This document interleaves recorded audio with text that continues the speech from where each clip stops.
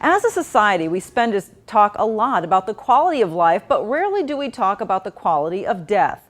Well, a new piece of legislation could change that by making end-of-life directives easier to do. News 8's Keely Arthur now joins us with more from the newsroom. Martha, around 90% of La Crosse residents have a documented plan for what they want in end-of-life care. And U.S. Senator Tammy Baldwin is hoping to get more people to do that across the country with a bill that would make planning ahead part of Medicare benefits.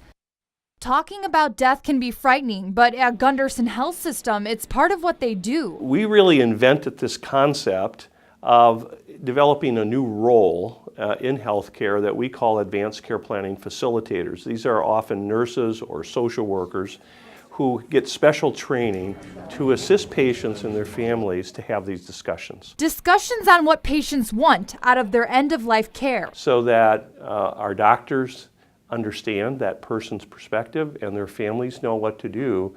So it really helps us a lot in making a decision that represents that person's values and goals. But advanced care planning initiatives are tough to develop nationwide because of lack of government funding. The ability for health systems to provide the service to their patients is fairly limited. That could change soon with a bill proposed by Wisconsin Senator Tammy Baldwin called the Care Planning Act. It would create a Medicare benefit for patient planning care, reimbursing healthcare professionals who provide it and fund resources for training. Figuring out how to align treatment options with a patient's desires, their values, their wishes, that's really important, and we do need better training among all healthcare providers. I think we've reached a point where we finally have a consensus that that as a society and as a government that pays for a lot of health care, this paying for this particular service makes sense because it simply improves the quality of care for everyone.